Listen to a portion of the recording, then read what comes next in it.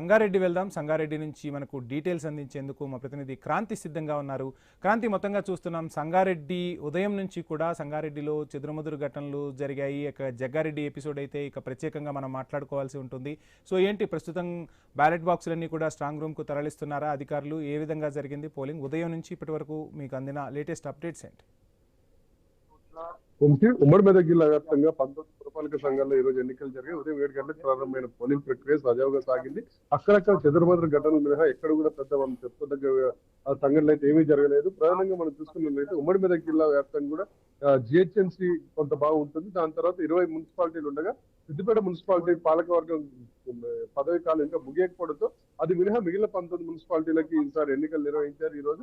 అందులో భాగంగా సంగారెడ్డి జిల్లాలో 11, సిద్దిపేట జిల్లాలో 4, మెదక్ జిల్లాలో 4 ఉండగా సంగారెడ్డి జిల్లాలోని 4 మున్సిపాలిటీల్లో 6 కొత్తగా ఈసారి మొదటిసారిగా ఏర్పడి ఇవి 6 మున్సిపాలిటీలకి మొదటిసారి పురపాలక ఎన్నికలు జరుగుతున్నాయి. మొత్తంగా మనం చూసుకున్నట్లయితే సంగారెడ్డి జిల్లాలో 256 వార్డులకి, మెదక్ జిల్లాలో 75 వార్డులకి, సిద్దిపేట జిల్లాలో 72 వార్డులకి ఈ రోజు ఎన్నికలు జరిగాయి.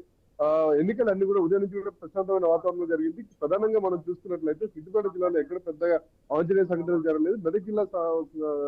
మెదక్ జిల్లా విషయానికి వచ్చేసరికి నర్సాపూర్ పురపాలక సంఘం పరిధిలో ఈ రోజు ఉదయం కాస్త 2 వార్డులలో 15-30 వార్డులలో కాస్త అలజడి జరిగింది. అక్కడ కాంగ్రెస్ కాంగ్రెస్ వర్గాలు బీఆర్ఎస్ బీజేపీ వర్గీయులు ఒకరికొకరు ఘర్షణ పడ్డారు. వాళ్ళ ప్రధానంగా మనం చూసుకున్నట్లు 15 వార్డులో ఇటు బీఆర్ఎస్ బీజేపీ వర్గాలు ఒకరికొకరు కొట్టుకుని వాళ్ళ అంగీలు బట్టలు చించుకునే పరిస్థితి దారితీసింది. ఆ తర్వాత ప్రధానంగా మనం సంగారెడ్డి నియోజకవర్గంలో చూసుకున్నట్లయితే సంగారెడ్డి మున్సిపాలిటీ పరిధిలో ఈ రోజు కాస్త జగ్గారెడ్డి హల్చల్ చేశారు. ఆయన 34వ వార్డులో తన అభ్యర్థికి భర్తని సిఐ గల్లా పట్టుకున్నాడన్న కారణంతో ఆయన పోలింగ్ బూత్ లోకి చొచ్చుకుపోయే ప్రయత్నం చేశారు. ఆ తర్వాత ఇక్కడ ప్రధానంగా చూసినట్లు మరికొన్ని వార్డులలో తిరిగి అక్కడ పోలీసుల్ని కొంచెం బెదిరించే ప్రయత్నం చేశారు. ఎందుకు ఇంకా మీరు విధులు సరిగ్గా నిర్వర్తించండి, పోలీసులు ఇంకా మీరు బీఆర్ఎస్ కి అనుకూలంగా వ్యవహరిస్తున్నారంటూ వాళ్ళ మీద ఆరోపణలు చేశారు. మొత్తానికైతే కాసేపు అలజడి చేశారు. తన వర్గీయులతో మొత్తం పోలింగ్ బూత్ లకు చొచ్చుకుపోయే ప్రయత్నం చేయగా పోలీసులు అడ్డుకున్నారు.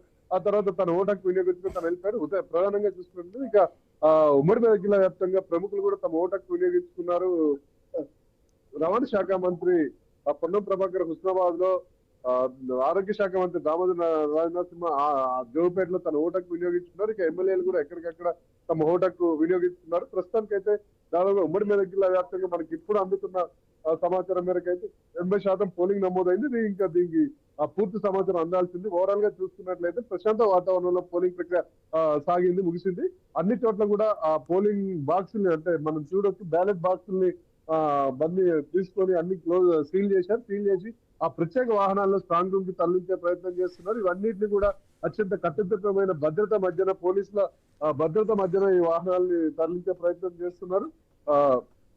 ఎక్కడ కూడా ఎలాంటి అవాంఛనీయ సంఘటనలు జరగకుండా ఏ విధంగా అయితే పోలింగ్ ని నిర్వహించారు ఇదే విధంగా దీన్ని ఆ స్ట్రాంగ్ రూమ్ కూడా అదే విధంగా తరలించి స్ట్రాంగ్ రూమ్ లో భద్రపరిచే ప్రయత్నం చేస్తున్నారు. దీని తర్వాత ఎల్లుండి ఉదయం 8 గంటల నుంచి పోలింగ్ ప్రక్రియ కౌంటింగ్ ప్రక్రియ ప్రారంభంగా ఉంది. ఆయా స్ట్రాంగ్ రూమ్ దగ్గరనే దానికి ప్రక్రియ ప్రారంభించారు. ఇక ఇప్పుడు ఉన్నదంతా కూడా ఆ పోలీసులు తమ భద్రత బాక్స్ స్ట్రాంగ్ రూమ్ లో భద్రత కల్పించే ప్రయత్నం చేస్తున్నారు. ఇక ఇతర అధికారులు మాత్రం దాన్ని పోలింగ్ ఎట్లాగైతే పోలింగ్ నిర్వహించారో కౌంటింగ్ కూడా అదేవిధంగా ప్రశాంత వాతావరణం నిర్వహించేందుకు కట్టుదిట్టమైన చర్యలు చేస్తున్నారు. అంతేకాకుండా పోలింగ్ అనంతరం కూడా కొన్ని ఘర్షణలు అయ్యే అవకాశం కాబట్టి పోలీసులు ఈ విషయంలో జాగ్రత్తలు తీసుకుంటున్నారు. ఇది ఉమ్మడి మెదక్ జిల్లాలో ఉన్న పరిస్థితి. Right, thank you Kranthi. మొత్తంగా ఉదయం నుంచి పోలింగ్ అయితే ప్రశాంతంగా సాగింది. బ్యాలెట్ బాక్సులు అభ్యర్థుల భవితవ్యం అయితే నిక్షిప్తమై ఉన్న పరిస్థితి. ఎల్లుండి ఉదయం 8 గంటల నుంచి కౌంటింగ్ అయితే నిర్వహించేందుకు అధికారులు ఏర్పాట్లు చేస్తున్న పరిస్థితి.